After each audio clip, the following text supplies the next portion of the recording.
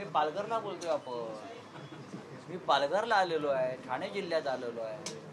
पडळकर काय उद्या जाऊन न्यूयॉर्कला सुद्धा काही सल्ला देऊ शकतात किंवा इस्रायलला जाऊ शकतात. एक लक्षात घ्या, हिंदूंना सल्ले देण्याची गरज नाही. आणि खास करून हिंदू समाज आणि हिंदू समाजातल्या मुली यांना संस्कार आणि संस्कृतीचं पूर्ण भान आहे. हा महाराष्ट्र आहे आणि या महाराष्ट्रामध्ये छत्रपती शिवाजी महाराजांपासून हिंदुत्व सम्राट बाळासाहेब ठाकरेंपर्यंत ही परंपरा कायम राहील.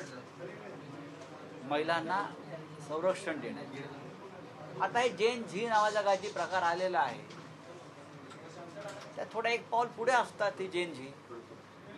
पण तरीही अजून महाराष्ट्राचं इतर राज्याप्रमाणे तुम्ही जे म्हणतायत हे कोणी नवीन नवहिंदू सम्राट भाजपचे, तर ते ठीक आहे. महाराष्ट्र हो सर. मनसे आणि आपण एकत्र येण्याबद्दलची प्रगती काय आहे? आज संध्याकाळी त्या प्रगतीची मोठी झेप आहे शिवाजी पार्कला. आज दिवाळीनिमित्त महाराष्ट्र नवनिर्माण सेना जो दीपोत्सव अनेक वर्ष साजरा करते आहे त्याचं उद्घाटन आज शिवसेना पक्षप्रमुख करतायत. ही अत्यंत महत्त्वाची घडामोड आहे राजकारणातली. दीपोत्सवाचं नवनिर्माण सेनेचं उद्घाटन करण्यासाठी राज ठाकरे यांनी मनसे प्रमुखांनी उद्धव ठाकरेंना आमंत्रित केलेलं आहे. मला असं वाटतं की राजकारणातली महाराष्ट्राची एक महत्त्वाची घडामोड आहे.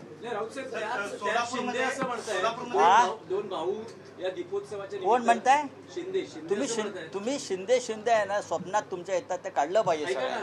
अरे सोडावं शिंदे, ते असं म्हणताय ते काही म्हणू द्या. बदनामी झाली गावाची आणि आठवण आली भावाची. मग भावाचीच आठवण येणार ना, अमित शहाची येणार का? असं आहे की आठवण आम्हाला भावाचीच येणार. ते ठाकरे आहेत. अमित शहाची आठवण येऊन आम्ही काय दिल्लीत किंवा सुरतला धावू? त्यांना विचारा हा प्रश्न जाऊन. तर एकनाथ शिंदेची आणि गणेश नाईकांची जी ठाणा आणि पालघरमध्ये जी वादयुद्ध चालू आहे त्याची परिणती काय होईल? त्याची परिणती अशी आहे की गणेश नाईक हे अंतिम विजयी ठरले.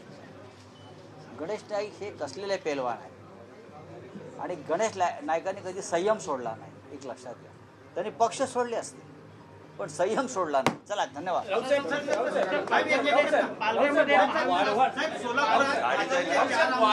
वाढवण प्रोजेक्ट संदर्भात तुम्ही सतत भाषणात उल्लेख करतात. अदानी आणि सगळ्यात मोठा महत्वाकांक्षी प्रकल्प आहे, पण स्थानिकांचाही विरोध आहे. मध्यंतरी इकडचे स्थानिक इकडे या मातीमध्ये जिंदालचा एक प्रकल्प येतो आहे, रिलायन्स येत आहे, वाढवण बंदराचा विषय चालू आहे, बुलेट ट्रेन जाते आहे. हे आमच्या भूमिपुत्रांच्या छाताळावरती जे येत आहे सगळं, भारतीय जनता पक्ष मोदी शहा यांची गुंतवणूक आहे. ही गुंतवणूक राज्याची नसून ही व्यक्तिगत गुंतवणूक आहे. आणि आमची शेती बरं का, आमच्या शेतकऱ्यांची संपत्ती घरदारात उद्ध्वस्त होत आहे. नुकसान भरपाईच्या नावाखाली फसवणूक केली जाते. मुंबई अहमदाबाद रस्ता बघा, 8-8 तास लोकांना जागचं हलता येत नाही. कुठला विकास करताय तुम्ही? अडाणी इथे येलो हेलिकॉप्टरनी, जाऊन बघा 8 तास.